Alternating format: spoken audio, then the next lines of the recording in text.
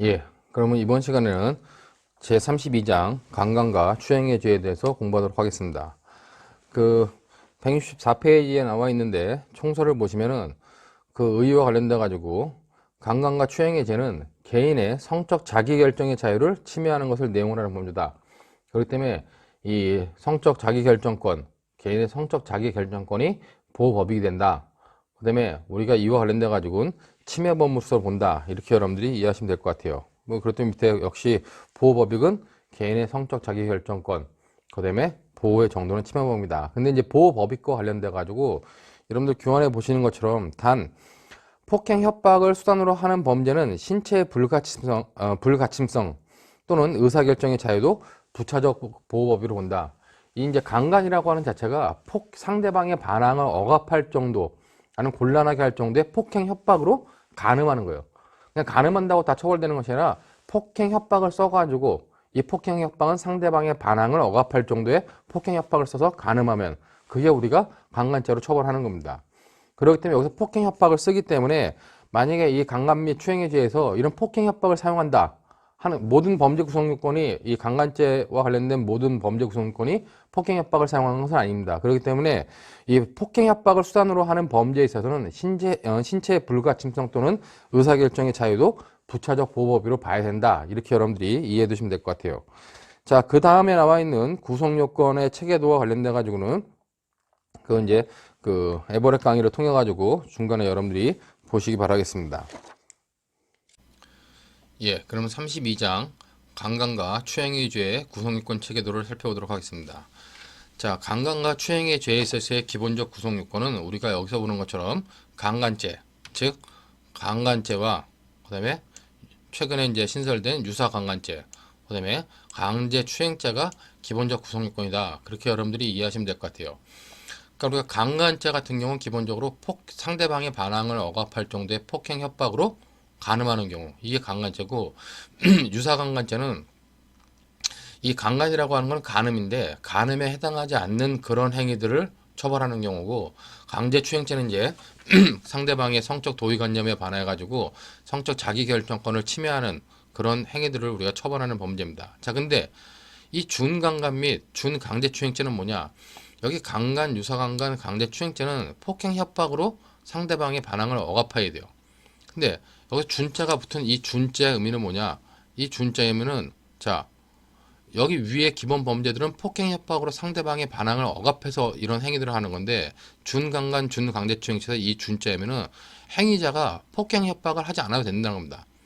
즉 상대방이 이미 반항을 못할 정도로 환거불능 상태 스스로 빠져 있는데 그것을 이용하는 경우는 우리가 준강간, 준강제추행이라고 그래가지고 이 부분은 어떻게 한다? 이 부분은 요 위의 범죄, 강간죄, 유사강간죄, 강제추행죄 형태로 처벌한다는 겁니다.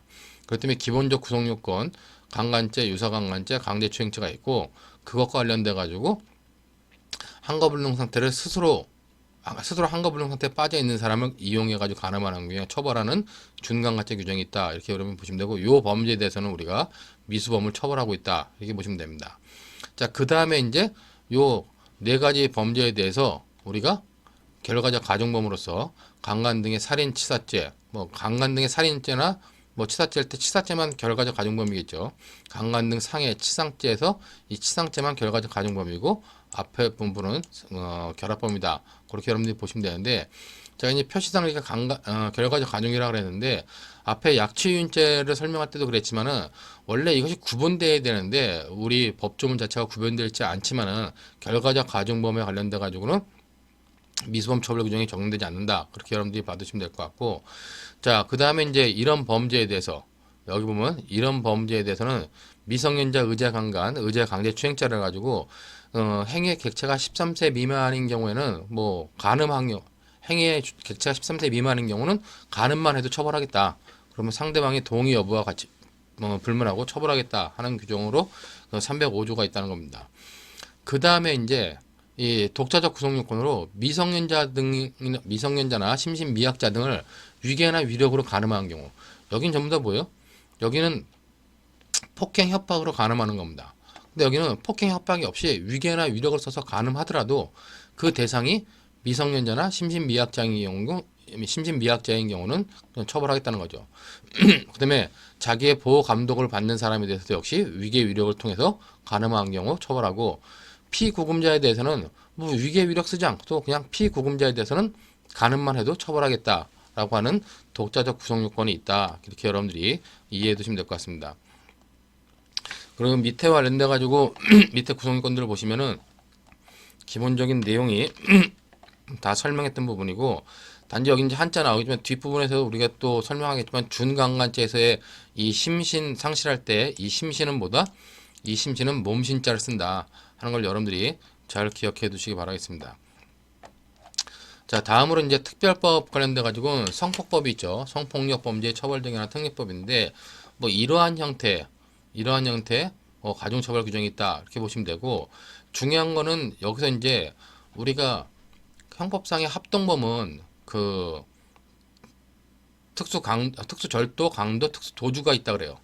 근데 성폭법에 보면은 이 강간에 대해서도 합동범 규정이 있다는 겁니다. 여기 보는 것처럼 특수강간, 특수강제추행과 관련돼 가지고 이런 형태들인데, 여기 보면 흉기, 그 밖에 무혐한 물건 합동하여 강간하는 경우, 그렇기 때문에 여기에 보면 우리가 이제 합동범의 규정을, 즉 성폭법에 보면 합동범의 규정을 두고 있다 하는 것을 여러분들이 잘 이해해 두시고, 그렇기 때문에 살해 문제를 풀 때 이 가불이 만약에 A라는 사람을 갖다가 강간했어요.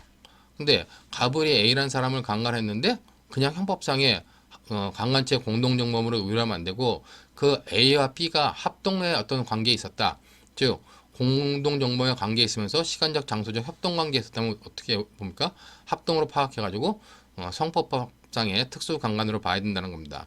이미 이 부분은 그 모의고사와 변시에 나왔던 부분이기 때문에 여러분들이 잘 판단해 두셔야 되고, 그 다음에 이제 여러분들이 잘 간과하고 넘어가는 게, 자, 주거 침입을 해가지고 주거 침입을 한 다음에 강간하는 경우 있어요. 그 주거 침입 강간죄가 성폭법의 독자적 구성요건이 있기 때문에 이 부분에 대한 것들도 여러분들이 잘 판단해 두셔야 될 것 같습니다.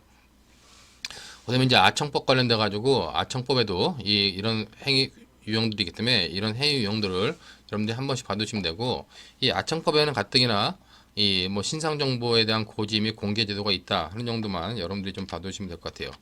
자, 이 정도로 보면 우리가 이 강간 및 추행죄의 그 구성요건 체계도를 이해했다고 볼 수 있고, 최근에 이제 문제 생긴다기보다는 이제 이 성범죄에 대해서 전부 다 친고죄를 폐지했다 하는 정도 이해하고 있으면 되고, 혼인빙자, 간음죄 같은 경우는 헌법재판소로부터 그 이제 뭐 위헌 결정을 받았다 이렇게 보시면 될 것 같습니다.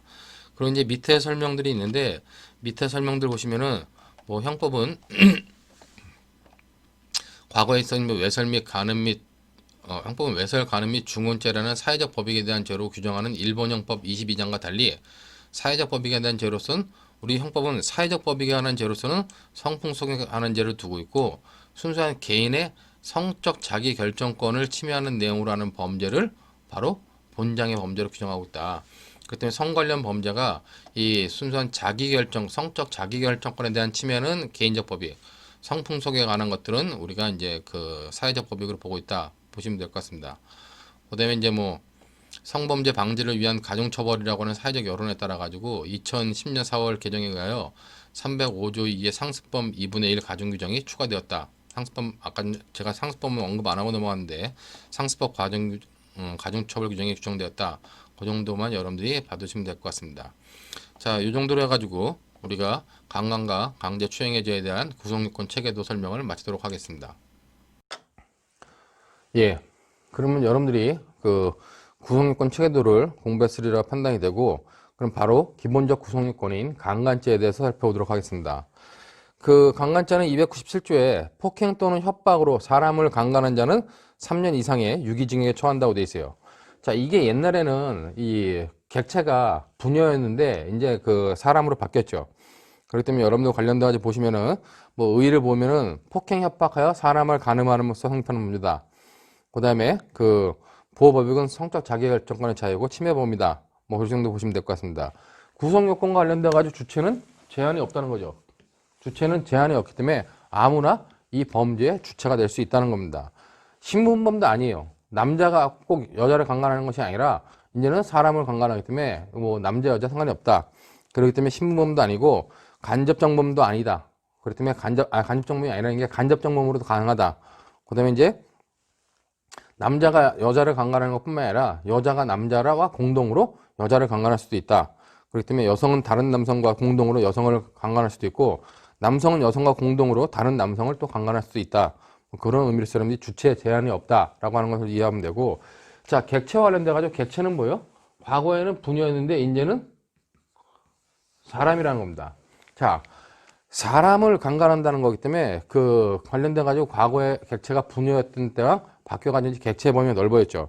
그렇기 때문에 여기도 보시면은 종래는 부녀였는데 강간죄의 객체가 아니었다는 겁니다. 그러나 이제 객체가 사람인 이상 남성도 객체가 된다.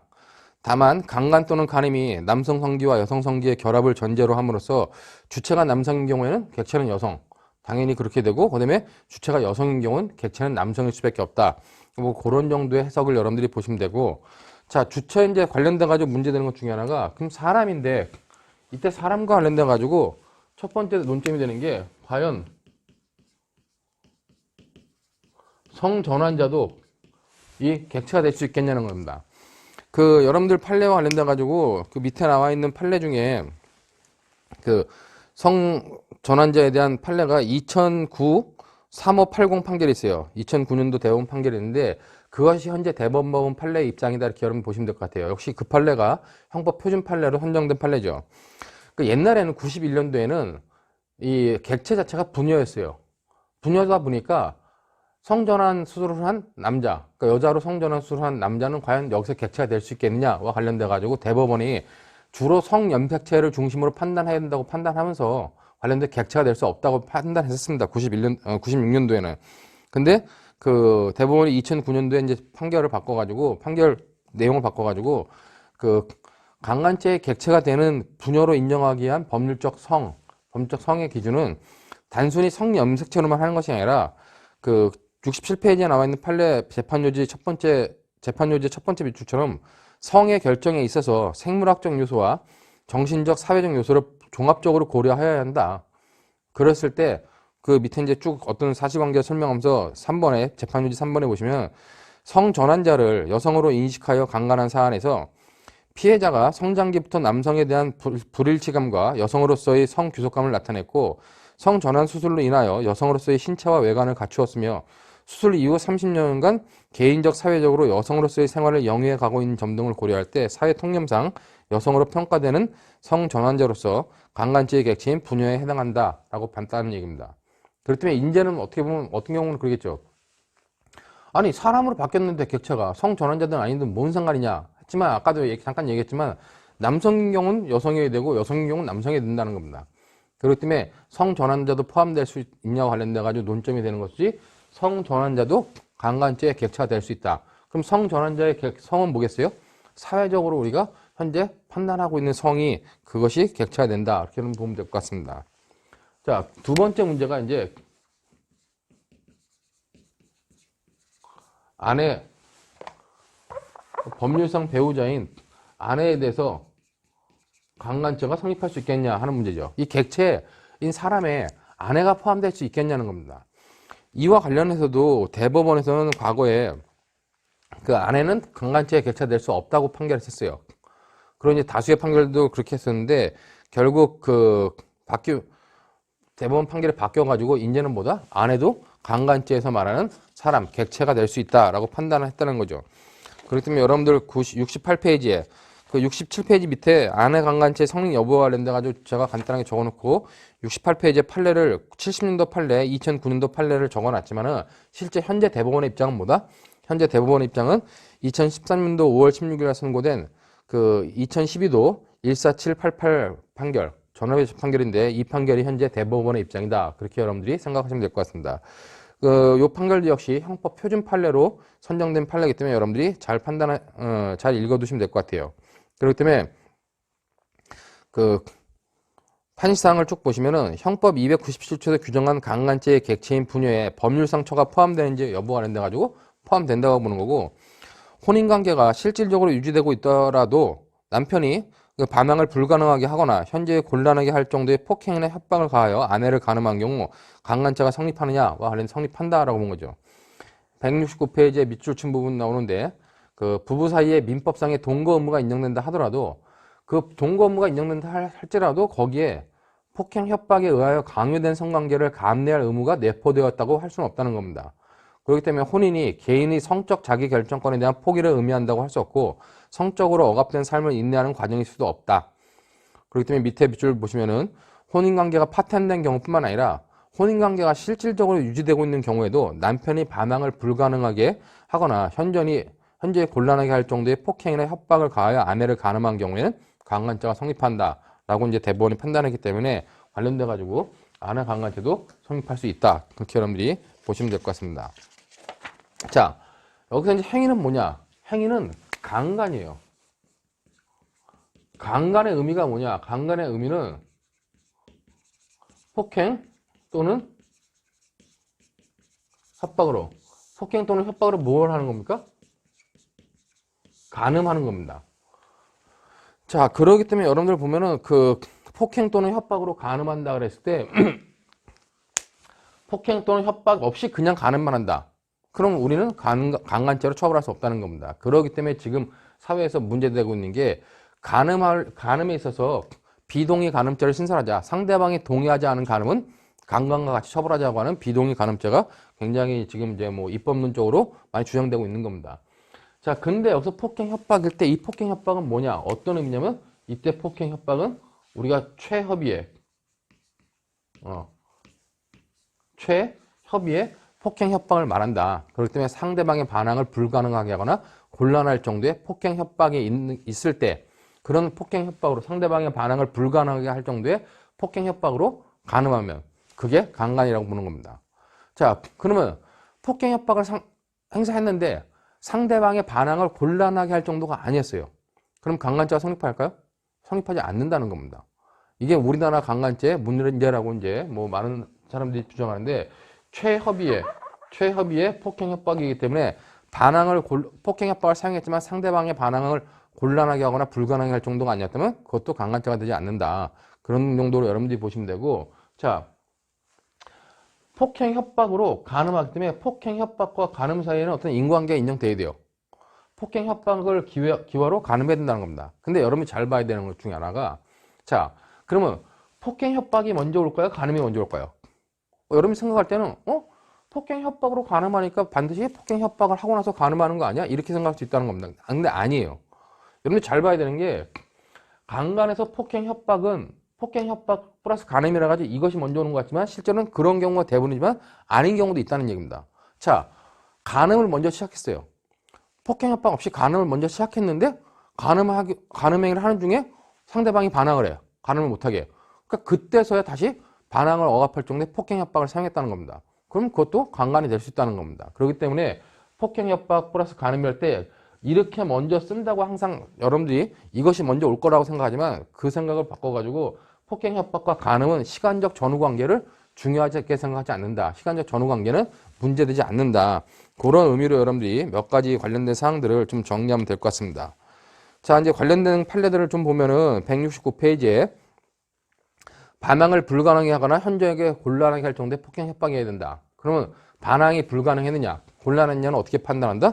종합적으로 판단할 수밖에 없다는 거죠. 그것이 이제 169페이지 판례 위에 있는 내용이고, 그렇기 때문에 관련돼 가지고 그 169페이지에 나와 있는 판례, 92년도에 나온 9.2도 259 판례는 쭉 길게 설명되어 있는데, 이 판례의 그 여러분들 재판 요지 두 번째 재판 요지가 170페이지 정도 나오는데, 재판 요지 보시면은 간음 당시 상황이나 전후 사정에 비추어 폭행이나 협박이 피해자의 항거를 불가능하게 하거나 현저히 곤란하게 할 정도까지 이른 것이라고 보기에는 미흡한 것이 아닌가 하는 의문이 있다. 그렇기 때문에 유죄로 판단한 원심 판결을 심리 미진 등의 위법으로 파기한 판례입니다. 자, 이 사례를 자세히 읽어보면은 먼저 첫 번째 그 이후 밑에 첫 번째 밑줄 나오죠. 피고인이 그 서울 강남구 무순동에 있는 피고인의 집에서 옆방에 거주하는 피해자 공모숙을 피고인의 방으로 끌고 가 쓰러뜨리고 목을 누르면서 소리를 지르면 칼을 가져와 죽여버리겠다고 협박하여 피해자의 반항을 억압한 후 이를 간음하여 피해자를 강간하고 이로 인하여 피해자에게 약 10일간의 치료를 요하는 우측 대퇴부 좌상 등의 상해를 가하였다는 사실로 공소제기 됐어요. 그렇기 때문에 검사는 당연히 강간치상으로 공소제기했겠죠. 자, 근데 대법원이 이와 관련돼 가지고 판단한 게 밑에 쭉 나오는 내용이 대법원이 판단한 내용입니다. 근데 대법원이 판단한 거는 이 피고인과 피해자가 피고인의 어떤 그 협박에 의해서 간음했다라고 판단할 수 있겠지만 그 사건 기록들을 쭉 보니까 실제 피고인과 피해자는 간음 중에 계속 서로 대화를 했다는 겁니다. 그리고 대화 내용을 보니까 이거는 상대방의 반항을 억압할 정도의 폭행 협박으로 인정할 수 없다는 게 대법원 판례예요. 그렇기 때문에 그 170페이지에 나와 있는 행위를 보면은 쭉 밑에 이제 밑줄은 안 쳐놨지만 그 가운데 나와 있는 많은 부분들의 내용이 핵심 사항이 뭐냐? 결국 선교 중에 서로 간에 대화를 했다는 겁니다. 그렇기 때문에 대화를 했기 때문에 그거는 반항이 불가능하지 않았다. 여기서 최협의의 폭행 협박에 해당하지 않았기 때문에 강간으로 볼 수 없다는 겁니다. 그렇기 때문에 170페이지 맨 마지막에 나와 있는 밑줄 친 부분 보시면 피고인이 피해자에 대하여 설사 판시와 같은 폭행 또는 협박을 가하였다고 하더라도 그 폭행 또는 협박이 피해자의 항거를 불가능하게 하거나 현재에 곤란하게 할 정도에까지 이른 것이라고 보기에는 미흡한 것이 아닌가라는 의문이 있다는 겁니다. 대법원이. 그렇기 때문에 이거는 강간으로 볼 수 없다는 거죠. 그 다음에 이제 171페이지에 나와 있는 그 2012년도에 나온 2012도 4031 판결 같은 경우 보시면은 자, 이 판시상 두 번째 보시면 피고인이 피해자를 비롯한 동호회 회원들과 연말 회식을 한 후 귀가하려는 갑에게 대리기사를 불러주겠다면서 자신의 승용차 뒷좌석에 태운 다음 갑의 의사에 반하여 그를 강간하였다는 내용으로 기소된 사안에서 재반 사정에 비추어 피고인은 갑의 반항을 억압하거나 현재에 곤란하게 할 정도의 유형력을 행사하여 강간하기에 이르렀다고 보기 충분한데도 이와 달리 보아 무죄를 판결한 원심 판결은 잘못됐다고 본 겁니다. 그렇기 때문에 앞에 판결은 선교 중에 대화를 했기 때문에 반항이 불가능한 것으로 볼 수 없다. 근데 이 판결은 뭐냐?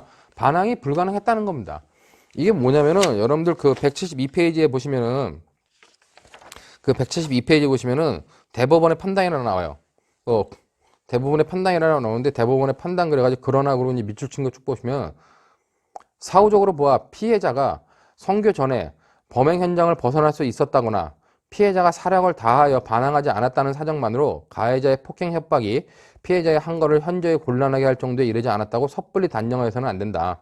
이제 기록에 의하면 해가지고 기록을 쭉 봤습니다. 기록을 쭉 보니까 뭐 서로 나중에 문자를 받고 뭐 했지만은 결국 피해자가 반항이 불가능한 상태였다라고 본 거죠. 그렇기 때문에 그 밑에 밑줄 보시면은 이제 하단부의 밑줄 보시면은 피고인은 피해자의 의사에 반하여 피해자의 반항을 억압하거나 현저히 곤란하게 할 정도의 유형력을 행사하여 피해자를 강간하기에 이르렀다고 보기에 충분하다. 그러므로 강간죄가 성립한다고 보는 겁니다. 그런 의미 때문에 여러분들 관련돼 가지고 이 최협의 반항을 불가능하거나 곤란하게 할 정도의 폭행 협박으로 간음한 게 성립한다. 자, 그러면은 제가 여기다 오하라고 했죠. 또는 상대방의 반항을 억압할 정도의 폭행으로 간음하면 강간입니다. 폭행 없이 상대방의 반항을 곤란하게 할 정도의 협박으로 간음하면 어때요? 그것도 강간이란 얘기예요. 여러분 쉽게 생각하면 됩니다. 그거는. 그렇기 때문에 173페이지에 폭행이 없고 협박만에 의한 간음도 강간죄가 성립하느냐? 당연히 성립하겠죠. 그렇기 때문에 여러분도 거기 판결 2006도 5979 판결을 보시면은 재판 요지의 세 번째 보시면은 미숙치하는데 가해자가 폭행을 수반함 없이 오직 협박만을 수단으로 피해자를 간음 또는 추행한 경우에도 그 협박의 정도가 피해자의 항거를 불가능하게 하거나 현재에 곤란하게 할 정도의 것이라거나 또는 피해자의 항거를 곤란하게 할 정도의 것이면 강간죄 또는 강제추행죄가 성립하고 협박과 간음 또는 추행 사이에 시간적 간격이 있더라도 협박에 의하여 간음 또는 추행이 이루어진 것으로 인정될 수 있다면 달리 볼 것은 아니다. 그다음에 이제 그 재판 요지 5번 보시면은 유부녀인 피해자에 대하여 혼인의 성관계 사실을 갖다가 그 폭로하겠다는 등의 내용으로 협박하여 피해자를 간음 또는 추행한 사안에서 위와 같은 협박이 피해자를 단순히 외포시킨 정도를 넘어서 적어도 피해자의 항거를 불가능하게 곤란하게 할 정도의 것이었다고 보기에 충분하므로 강간죄 및 강제추행죄가 성립한다라고 본 겁니다. 그렇기 때문에 그 정도의 내용들을 보시면 되고, 자 이제 관련돼 가지고 그 밑에 판례 하나 나오는데 강도 강간죄와 관련된 폭행 또는 협박이 있어요. 이게 이제 어떻게 보면 죄수 문제이기도 한데 우리 강간죄를 하고 있지만 강도죄에서도 이제 강도 강간죄가 있습니다. 근데 이제 강도 강간죄와 관련돼 가지고 나온 판례로서 2010년도에 나온 2010도 9630 판결이 있는데 이것도 역시 형법 표준 판례로 선정된 판례입니다. 이 판례 판시사항 첫 번째 보시면 강간의 실행행위 계속 중에 강도행위를 한 경우는 강도 강간죄를 구성한다는 거죠. 그 다음에 특수강간범이 그 강간행위 종료 전에, 역시 강간행위가 종료 전인데 강간 중이죠. 강간 중에 특수강도의 범행을 한 경우 그 성폭력 피해자 등에 관한 법률, 성폭법에 정한 특수강도 강간죄로 의율할 수 있는지 원칙적으로 가능하다고 본 겁니다. 자, 이건 뭐냐. 재판요지 보시면은 174페이지에 재판요지 첫 번째 보시면 밑줄춤 부분에 나오는데 여러분이 정확히 구별해야 돼요. 강간을 한 후에 강간이 종료됐습니다. 그 다음에 강도행위를 했습니다. 그럼 강간죄와 강도죄가 뭐예요? 이건 실체적 경합이에요, 그냥. 근데 강도가 강도 행위를 하다가 강간 행위를 했습니다. 그러면 강도 강간죄입니다. 그렇기 때문에 여러분들 첫 번째 줄에 나와 있는 것처럼 강간범이 강간 행위 후에, 핵심은 후라는 거죠. 강간범이 강간 행위가 끝났다는 얘기예요. 강간 행위 후에 강도의 범위를 일으켜 그 부녀의 재물을 강취하는 경우는 강도 강간이 아니라 그때는 뭐다 그냥 강간죄와 강도죄의 실체적 경합이 될 뿐이라는 겁니다. 강간범이 강간을 끝내고 강도했다. 따로따로란 얘기예요. 근데 이제 강간범이 강간의 행위가 끝나기 전에, 즉 그 다음에 나오는데 강간 행위의 종료 전, 즉 실행 행위의 계속 중에 강도 행위를 할 경우는 이때 바로 강도의 신분을 취득하는 것이므로 이후에 그 자리에서 강간 행위를 계속하는 때에는 강도가 부녀를 강간한 때에 해당하며 형법 339조에서 정한 강도 강간죄를 구성한다. 그렇기 때문에 강도 강간죄와 관련돼 가지고 그런 구성 요건이 있다는 걸 여러분들이 이해해 두시고, 자, 그럼 성폭법에 특수 강도가 강간하는 경우, 특수 강도 강간인데 그것도 똑같이 볼 수 있다는 거죠. 그렇기 때문에 그 다음에 나온 밑줄충 부분 쭉 나오는 거고, 그렇기 때문에 그 좀 전에 정한 강도 강간죄를 구성하고 그 밑으로 하나, 둘, 세 번째 내려오면 다른 특별한 사정이 없는 한 해가지고 이제 특수 강간범이 그 강간행위 종료 전에 특수 강도의 범행을 한 이후에 그 자리에서 강간행위를 계속하는 때도 특수 강도가 부녀를 강간한 때에 해당하며 성폭법상에서 말하는 특수 강도 강간죄로 의율할 수 있다라고 여러분이 이렇게 보시면 될 것 같아요. 이제 중요한 거는 재판요지 세 번째 보시면은 이 피고인이 야간에 피해자를 갖다가 그 강간했습니다. 그 드라이버 같은 위험한 물건을 들고 강간을 했는데 강간하면서 피해자의 물건을 강취해 가져간 것이 아니라 다른 사람의 물건을 강취해 갔어요. 하더라도 강도 강간죄가 성립하는데 문제가 없다는 겁니다. 그때 재판요지 3번 보시면은 야간에 갑의 주거에 침입하여 드라이버를 들이대며 협박하여 위험한 물건을 들고 협박한 거죠. 갑의 반항을 억압한 상태에서 강간행위의 실행행위 도중 범행 현장에 있던 을 소유의 핸드백을 가져간 피고인의 행위. 강간은 갑을 상대로 하고 있는데 강도행위인 재물의 강취는 을의 핸드백을 했다. 그런 행위를 가져간 행위는 피고인 행위를 포괄하여 성폭법에서 정한 특수 강도 강간죄에 해당한다고 판시한 원심 판례가 맞다고 본 겁니다. 자, 그렇기 때문에 그런 의미로 여러분들이 이해해 두시고 그 밑에 이제 나온 것 중에 하나가 아까 앞서 잠깐 말했던 것처럼 최협의에 의한 폭행 협박으로 간음하는 경우입니다. 근데 양자는 뭐다? 시간적 선후 관계는 중요하지 않다는 거죠. 그렇기 때문에 거기 보는 것처럼 거기 뭐 강간이라고 하는 개념을 설명하고 그 밑에 세 번째 줄 보면 폭행 협박 행위와 간음 행위 사이에는 인과관계는 있어야 된다는 거예요. 폭행 협박으로 반항이 불가능한 상태에서 어떻게 해요? 불가능한 상태에서 간음을 하는 겁니다. 자, 근데 중요한 건 인과관계 있어야 되는데 양자의 선후 관계가 관련돼 가지고 그러나 폭행 협박이 반드시 선행되어야 하는 것은 아니라는 거죠. 이것이 교과서에 한 줄씩 설명되어 있었습니다. 실제로 이런 판례가 나오지 않았었는데 2017년도에 판례가 나왔죠. 2017년도 판례를 보면은 그 판결요지 밑줄 친분만 읽어보면은 강간죄에서 폭행 협박과 간음 사이에는 인과관계가 있어야 하나 폭행 협박이 반드시 간음 행위보다 선행되어야 하는 것은 아니다라고 했습니다. 근데 이 사실관계가 뭐였냐면은 간음을 먼저 시작했어요. 여자가 자고 있으니까 간음을 먼저 시작했는데 여자가 깬 겁니다. 그러니까 그때서야 폭행 협박을 통해서 반항을 억압하고 계속 간음한 거예요. 그러니까 그거는 강간죄가 된다라고 본 겁니다. 자, 그런 의미에서 여러분들이 이 강간 행위와 관련된 내용을 보시면 되고, 자, 그러면 실행의 착수는 언제겠어요? 강간에게 실행의 착수 시점은 폭행 협박을 개시했을 때, 이때가 실행의 착수겠죠. 자, 그렇다면 여러분들 거기 보면 실행의 착수 시기금은 폭행 협박을 개시했을 때 그때 실행의 착수가 있다라고 볼 수 있다는 겁니다. 그렇기 때문에 거기 보면은 그 174페이지부터 175페이지까지 나오는데 그 175페이지에 나와 있는 재판 요지 두 번째 보시면은 강간죄는 분열을 가늠하기 위하여 피해자의 항거를 불능하게 하거나 현저히 곤란하게 할 정도의 폭행 또는 협박을 개시한 때 그때 실행의 착수가 있다고 보아야 한다. 실제로 그와 같은 폭행 협박에 의하여 피해자의 항거가 불가능하게 되거나 현저히 곤란하게 되어야만 실행의 착수가 있다고 볼 것은 아니라는 얘기입니다. 폭행 협박을 개시하면 실행의 착수가 있다는 거예요. 폭행 협박을 해가지고 상대방의 반항이 억압됐냐 억압되지 않았냐 그거는 중요하지 않다는 얘기입니다.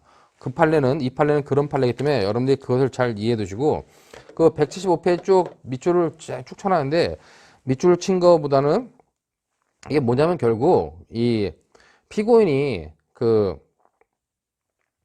이제 의붓딸을 강간하려고 한 겁니다. 근데 술에 만취해가지고 의붓딸이 피해서 도망간 거예요. 근데 그때 피고인이 의붓딸에 대해서 이제 그 폭행 협박을 개시했을 때 강간죄에서 말하는 실행착수는 인정된다라고 본 겁니다.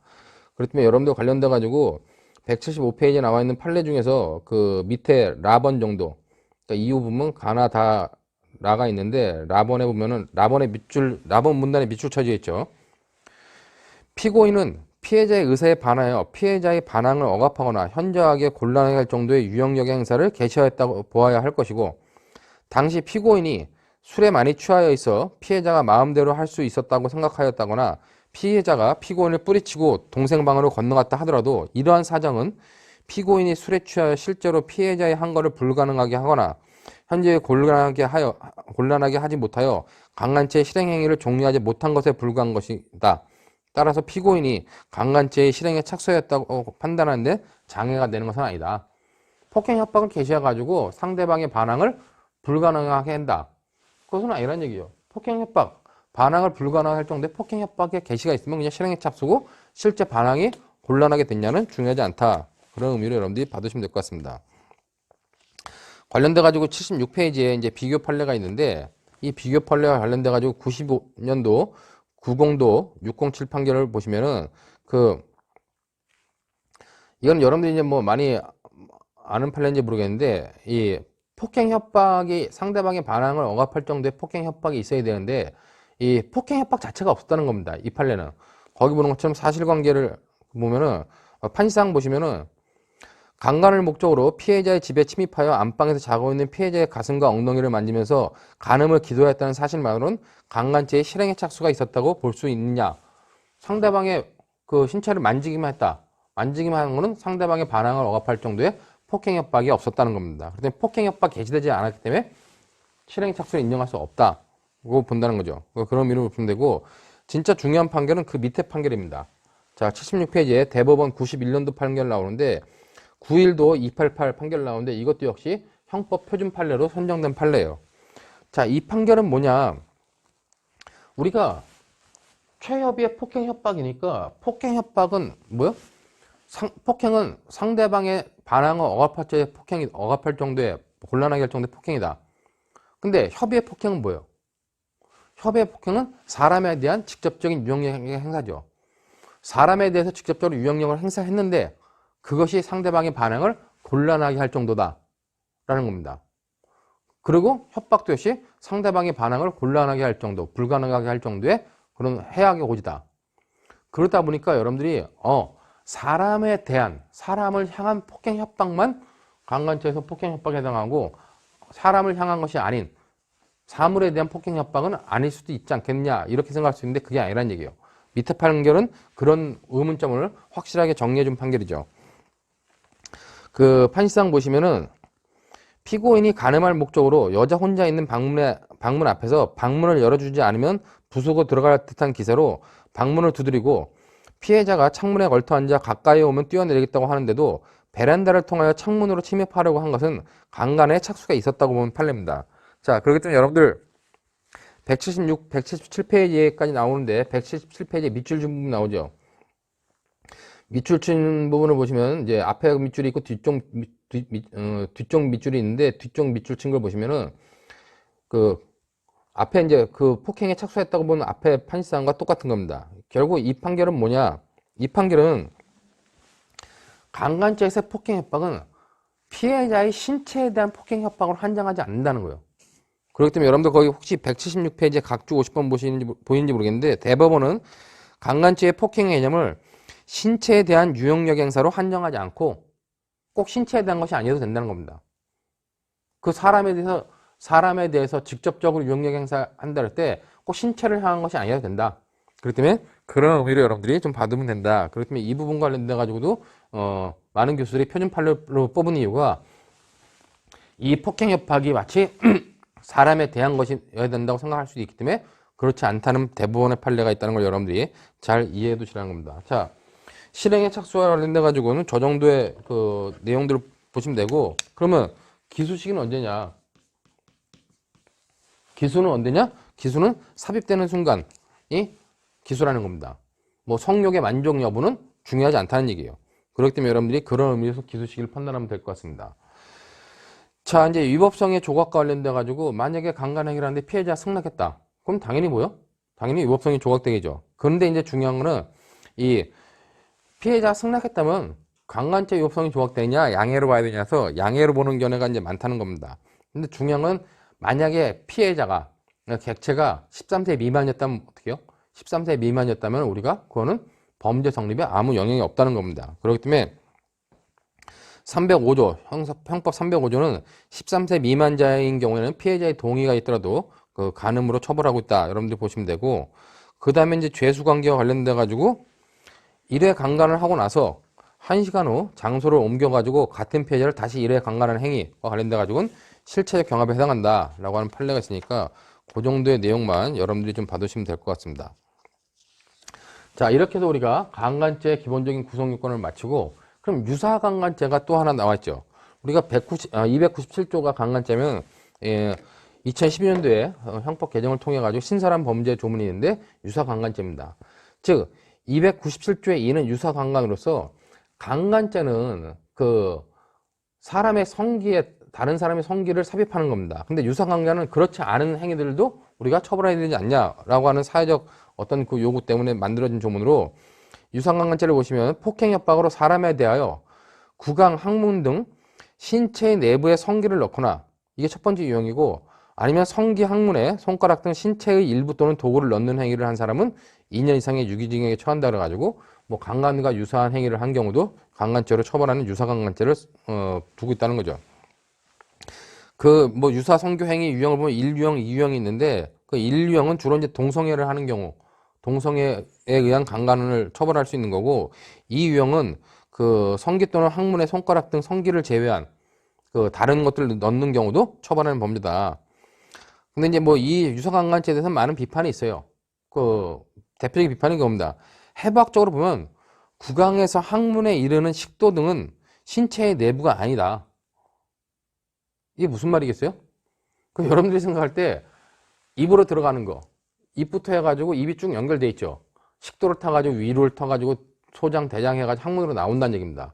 그렇기 때문에 그거는 신체의 내부가 아니라는 얘기. 신체의 내부는 이 표피 아니라는 의미로 보면은 신체의 내부가 아니다라고 하는 그런 비판도 있습니다. 그렇기 때문에 이제 그런 비판을 하는 사람들 입장에서는 내부를 지워야 된다 하는 그런 주장도 하고 있는데, 그리고 또 이제 이 유형과 관련돼 가지고는 구강에 손가락 또는 도구를 넣으면 어떻게 되냐? 강제추행죄와 구별이 좀 힘들어지는 거 아니냐? 뭐 이런 비판도 있습니다. 그렇기 때문에 여러분들이 그런 비판이 있다는 정도만 알아두시고, 이 유사강간죄에 관련된 법조문은 아닌데, 판결은 아닌데 밑에 2006년도에 나온 2005도 8130 판결을 보시면 뭐 성매매, 알선 등 행위 처벌에 관한 법률 위반죄예요. 여기서 보면 이제 유사성교에 해당한다라고 하는 케이스이기 때문에 그 케이스 여러분들이 한번 봐두시기 바라겠습니다. 자, 그 다음에 이제 중요한 것이 또 하나 나와 있는 것이 기본 구성 요건이 강간죄, 유사강간죄, 강제추행죄가 있었죠. 자, 그렇기 때문에 이제 강제추행죄는 폭행 협박으로 사람에 대하여 추행을 한 자. 우리가 강간은 폭행 협박으로 사람을 간음하는 경우입니다. 간음하는 경우 처벌하고, 강제추행죄는 뭐냐? 폭행 협박으로 사람을 추행하는 경우. 그게 기본적인 구성요건인데, 그러면 강제추행죄와 관련돼 가지고 보면은 주체는 제한이 있겠느냐? 그러니까 여기 핵심적인 사항은 주체에 제한이 없다는 거죠, 역시요. 강제 추행죄도 주체에 제한이 없고, 객체는 뭐예요? 사람이라고 합니다. 행위는 뭡니까? 추행인데, 추행인데, 그냥 추행이 아니라, 폭행 또는 협박으로 추행을 한 거기 때문에 이 추행의 의미가 뭐냐? 폭행 협박이 강간죄에서 폭행 협박과 같은 종류냐? 뭐 이런 것들이 논의가 될 수 있다는 겁니다. 그렇기 때문에 여러분들 강제 추행죄였는데 주체는 아무런 제한이 없다는 거죠. 주체는 여기 아무런 제한이 없기 때문에 아무나 강제 추행죄의 주체가 될 수 있다. 그렇기 때문에 간접 정범의 형태로도 될 수 있다는 거죠. 근데 뭐 특이한 판례인데 2018년도에 나온 판례를 하나 넣어놨는데 그 2018년도에 나온 판례를 보시면은 그 간접 정범의 형태로 강제 추행죄를 범한 겁니다. 즉 피해자한테 네가 스스로 어떤 추행 행위를 해라. 그렇지 않으면 너의 나차 사진을 어디다가 뭐 뿌려버리겠다. 이렇게 해가지고 피해자한테 그 어떤 추행 행위를 스스로 하게끔 한 경우 그때도 강제 추행죄 간접 정범으로 볼 수 있다는 판례입니다. 그렇기 때문에 2018년도 판례 보시면은 제 판결 요지의 두 번째 판결 요지 부분 보시면은 강제 추행죄는 사람의 성적 자유 내지 성적 자기 결정의 자유를 보호하기 위한 범죄로서 정범이 자신이 직접 범죄를 실행하여야 하는 자수범이라 볼 수 없으므로 처벌되지 아니하는 타인을 도구로 삼아 피해자를 강제로 추행하는 간접 정범의 형태로 가능하다. 자, 그럼 여기서 그 처벌되지 않은 타인이 뭐냐? 이게 피해자여도 상관없다는 겁니다. 여기서 강제 추행에 관한 간접 정범의 의사를 실현하는 도구로서 타인에는 피해자도 포함될 수 있으므로 피해자를 도구로 삼아 피해자의 신체를 이용하여 추행 행위를 한 경우에도 강제 추행죄 간접 정범에 해당할 수 있다라고 하는 판례로 뭐 2018년 나온 판례이기 때문에 여러분들 한번 보시면 되고 객체는 사람이기 때문에 제한이 없다는 얘기죠. 아까 봤듯이 뭐 안 해도 강제 추행죄가 객체가 될 수 있다. 행위는 이제 폭행 협박에 의한 추행인데 여기서 그럼 폭행 협박과 관련돼 가지고 폭행 협박의 정도가 어느 정도냐 관련돼 가지고 이 폭행 협박은 뭐예요? 이 폭행 협박은 강간죄에서 폭행 협박과 같다고 보면 된다는 얘기입니다. 그렇기 때문에 기본적으로 여러분들이 기본적으로 판례는 이 폭행 협박은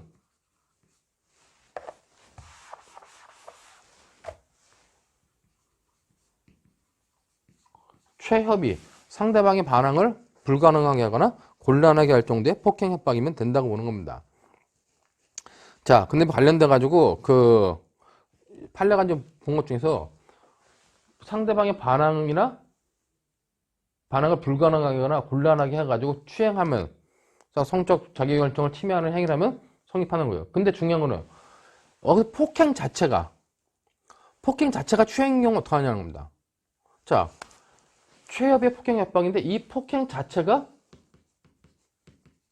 추행인 경우 어떻게 해요?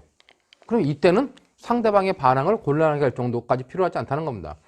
상대방에 대해서 어떤 유형력을 가하는데 유형력 가하는 행사 자체가 뭐예요? 이게 추행행위야. 그러면 이미 상대방의 반항을 곤란하게 할 필요가 없다는 겁니다. 그것만 여러분들이 좀 구별해 두시면 될 것 같아요. 그럴 땐 폭행 협박에 대해서 강간죄에 비해 좀 낮추는 견해도 있고 그 강간죄와 같이 상대방의 반항을 불가능하게 해야 된다고 하는 견해도 있는데 판례는 뭐다? 판례는 폭행 자체가 추행행위가 된다고 하면서 이 경우에는 상대방에 대한 반항의 억압이 반드시 필요한 것은 아니라고 했다는 겁니다. 그러니까 기본적으로는 뭐다? 기본적으로는 최협인데 이 폭행 자체가 추행인 경우 이 경우는 뭐다? 이때는 반항 억압이 필요하지 않다 하는 정도로 여러분들이 정리하시면 되겠죠. 그렇기 때문에 그 밑에 2002년도 판결 나오는데 2002년도 판결의 판결 요지 보시면은 강제 추행죄는 상대방에 대하여 폭행 또는 협박을 가하여 한 거를 곤란하게 한 뒤, 그러니까 여기서 똑같이 폭행 협박에서 한 거를 곤란하게 한 뒤 추행행위를 하는 경우에 뿐만 아니라 폭행행위 자체가 추행행위로 인정된 경우도 포함된다. 그러니까 한 거를 뭐 정확히 보면 한 거 불능뿐만 아니라 한 거 곤란인 정도에 포함하는 건데 폭행 협박이 한 거를 곤란하게 하는 경우는 곤란하게 해가지고 추행하는 경우 성립한다는 겁니다. 근데 여기서 또 하나 추가해야 될 거는 폭행행위 자체가 추행행위라고 인정되는 경우도 포함된다. 근데 이때는 이제 조건이 달리죠. 이 경우에 있어서 폭행은 반드시 상대방의 의사를 억압할 정도일 것임을 유효하지 않고 상대방의 의사에 반하는 유형력의 행사가 있는 이상 그 힘의 대소강력은 불문한다는 겁니다. 그렇기 때문에 그 밑에 보시면 추행이라 함은 그 판결지 2번에 밑줄을 안 쳐놨는데 추행이라 함은 객관적으로 일반인에게 성적 수치심이나 혐오감을 일으키게 하는 것이고 선량한 성적 도의관념에 반하는 행위로서 피해자의 성적 자유를 침해하는 것이다. 그럼 추행의 의미도 뒤에 다시 한번 보겠지만 정확히 봐야 되는 게 기본적으로 뭐다? 선량한 성적 도의관념에 반하는 행위로서 추행은 상대방의 뭐요? 상대방의 성적 자유를 침해해야 된다는 겁니다. 그런 것들 관련돼서 좀 보시면 되고 밑에 판결지 세 번째 보시면은 피해자가 춤을 추면서 피해자의 뭐 가슴을 만진 행위가 순간적인 행위에 불과하더라도 피해자의 의사에 반하여 행하여진 유형력의 행사에 해당하고 피해자의 성적 자유를 침해할 뿐만 아니라 일반인의 입장에서도 추행행위라고 될 수 있는 것으로서 폭력행위 자체가 추행행위라고 인정되어 강제추행죄에 해당한다라고 보면 판례입니다. 자, 이 판례와 더불어 이제 여러분들 또 강의 보충 판례로 제가 제공해 드렸는데 2012년도에 나온 2012년도 7월 26일 날 선고된 2011도 8805 판결이 있어요. 이 판결 자체에서 이제 이 판결은 이제 역시 형법 표준 판례로 선정된 판결인데 이 판결에서도 역시 이 강제 추행죄에서 추행이 뭐냐를 갖다 설명해 놓고 폭행 협박의 정도가 어느 정도냐라고 하는 것을 본 겁니다. 자, 근데 판결 요지를 보시면은 강제 추행죄에서 추행의 개념을 설명하고 있습니다. 추행이란 일반인에게 성적 수치심이나 혐오감을 일으키고 선량한 성적 도의관념에 반하는 행위인 것만으로는 부족하다. 여러분들이 잘 알아야 되는 게 추행은 뭐예요? 성적 도의관념에 반한다. 추행의 개념을 쉽게 말하면 성적 도의관념에 반한다. 근데 이것만으로는 부족하다는 겁니다. 반하는 것뿐만 아니라 뭐가 필요하다? 그 다음에 보는 것처럼 행위의 상대방인 피해자의 성적 자기결정의 자유를 침해하는 것이어야 된다. 자, 성적 도의관념에 반하는 것 플러스 뭐 해야 되는 겁니까? 성적 자기결정권을 침해해야 된다. 그렇기 때문에 이것과 이 두 가지가 있을 때 우리가 추행이라고 볼 수 있다는 겁니다. 왜 이 설명을 하냐? 성적 도의관념에 반하는 행위를 하지만 상대방의 자기결정권을 침해하는 행위가 아니었다고 하면 어떻게 돼요? 그럼 그때는 추행이라고 볼 수 없다는 겁니다. 그렇기 때문에 2010년도 보충 판례를 보시면은 그 성적 자기결정권의 자유를 침해하는 것이 된다는 것 따라서 건전한 성풍속이라는 일반적인 사회 법익을 보호하려는 목적을 가진 형법 245조의 공연음란죄에서 정하는 음란한 행위, 그런 음란한 행위가 특정한 사람을 상대로 행하였다고 해서 반드시 그 사람에 대해서 추행이 된다고 말할 수는 없다는 겁니다. 자, 그렇기 때문에 그 밑에 판결 요지 두 번째 판결 요지 보면 강제추행죄 폭행 또는 협박을 가하여 사람을 추행함으로써 성립하는 것으로 그 폭행 협박이 한 거를 곤란하게 할 정도일 것을 요한다. 이미 앞에 설명했던 부분 똑같죠. 근데 그러면 이제 이 판례는 어떤 판례냐? 남자가 단순히 나체 행위로 공공장소에서 나체 행위로 자신의 성기를 다른 사람한테 보여준 겁니다. 그 보여준 것만 가지고는 피해자의 성적 자기결정권을 침해했다고 볼 수 없다는 거죠. 그렇기 때문에 그 판결 요지 세 번째 밑줄 증거 보시면 단순히 피고인이 바지를 벗어 자신의 성기를 보여준 것만으로는 폭행 또는 협박으로 추행을 하였다고 볼 수 없는데도 이와 달리 보아 유죄를 인정한 원심 판결에 강제추행에 대한 법리의 오해가 있었다라고 본 판례입니다. 그러니까 이 판례와 관련돼 가지고 강제추행죄의 추행은 뭐다? 추행은 성적 도의관념에 반하는 행위를 폭행 협박으로 성적 도의관념에 반하는 행위를 해가지고 상대방의 성적 자기결정권의 자유를 침해해야 된다. 그렇게 여러분들이 이해해 두시면 될 것 같습니다. 자, 그런 의미로 여러분들이 좀 보시면 되고, 그 다음에 이제 180페이지에 보시면은, 뭐 2015년도 판결이 하나 나오는데, 관련돼가지고 보시면은, 이것이 이제 유명한 기습추행 사건입니다. 2015년도 판례를 보시면은, 뭐, 판결 요지의 밑주층 부분, 추행의 고의로 상대방의 의사에 반하는 유형력의 행사, 즉, 폭력행위를 하여 실행행위에 착수하였으나, 폭행행위를 하여 실행행위에 착수하였으나, 추행의 결과에 이르지 못한 때는 강제추행 미수죄가 성립하며 이러한 법리는 폭력행위 자체가 추행행위라고 인정되는 이른바 기습추행의 경우에도 마찬가지로 적용된다는 겁니다. 그 밑에 사례는 뭐냐면 피고인이 어떤 여고생인가요? 17살이니까 여고생 정도 되는데 여고생을 뒤따라 간 겁니다. 뒤따라 가가지고 뒤에서 끼어내려고 이렇게 손을 벌리는 순간 피해자가 이상하니까 딱 뒤로 돌아본 거예요. 뒤를 돌아보고 뭐예요? 그러니까 들었다가 그냥 뒤돌아 간 겁니다. 근데 이 사람에 대해서 이제 강제추행죄 미수로 이제 의뢰를 해가지고 강제추행죄 미수로 처벌받은 사건이죠. 그렇기 때문에 여러분들 거기 이제 그 판결유지 두 번째 밑추천 부분 보시면 피고인은 갑을 추행하기 위해 뒤따라간 것으로 추행의 고의를 인정할 수 있고 피고인이 가까이 접근하여 갑자기 뒤에서 껴안는 행위는 일반인에게 성적 수치심이나 혐오감을 일으키게 하고 선량한 성적 도의관념에 반하는 행위로서 갑의 성적 자유를 침해하는 행위여서 그 자체로 이른바 기습추행 행위로 볼 수 있다. 피고인의 팔이 갑의 몸에 닿지는 않았다 할지라도 팔을 높이 들어 갑자기 뒤에서 껴안으려는 행위는 갑의 의세에 반하는 유형력 행사로서 폭력 행위에 해당하며 그때 기습추행에 관한 실행의 착수가 있는데 마침 갑이 뒤돌아보면서 소리치는 바람에 몸을 껴안는 추행의 결과에 이르지 못하고 미수에 그쳤으므로 피고인의 행위는 아동 청소년에 대한 강제추행 미수죄에 해당한다라고 본 판례입니다. 그러니까 이 판례를 여러분들이 뭐 우리 기습추행 판례로서 많은 평석들이 있는 판례니까 이 판례도 여러분들이 좀 중요하게 보면 되고 자 이제 관련돼 가지고 추행에 관련돼 가지고 추행의 개념은 이런 거다. 그럼 추행 관련돼 가지고 성적 욕구의 만족이 필요하냐? 그건 전혀 필요 없다는 거죠. 그렇기 때문에 추행에 대해서는 뭐 객관적으로 일반인에게 성적 수치심과 혐오의 감정을 일으키게 하는 일체 행위면 족하고 뭐 주관적 요건은 필요하지 않다. 그 정도로 여러분들이 보시면 될 것 같아요. 그렇기 때문에 추행의 판단에 대해서는 이제 뭐 여러 가지 사정을 종합해서 판단하겠지만은 2008년도 나온 판례처럼 피고인과 피해자들 관계에서 어떤 뭐 러브샷 등을 하게 했다. 러브샷 등의 방법으로 술을 마시겠다면 그것도 강제추행죄에 해당한다고 본 겁니다. 그 다음에 2013년도에 나온 판례 181페이지에 나와 있는 판례는 판결요지에 보시면 추행이라고 하는 개념을 쭉 설명하고 있는데 여태까지 나왔던 것과 똑같죠.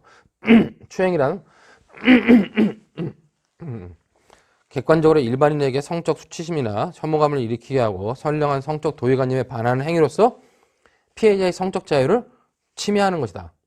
이걸 여러분 잘 기억해야 되고 그 다음에 이제 피고인이 알고 지내던 여성인 피해자 갑이 자신의 머리채를 잡아 폭행을 가하자 보복의 의미에서 갑의 입술 등을 갖다 깨무는 등을 행위를 한 사안에서 객관적으로 여성인 피해자의 입술, 귀 뭐 이런 등은 입으로 깨무는 행위는 일반적이고 평균적인 사람으로 하여금 성적 수치심이나 혐오감을 일으키게 하고 선량한 성적 도의관념에 반하는 행위로서 갑의 성적 자유를 침해했다고 보는 것이 타당하다.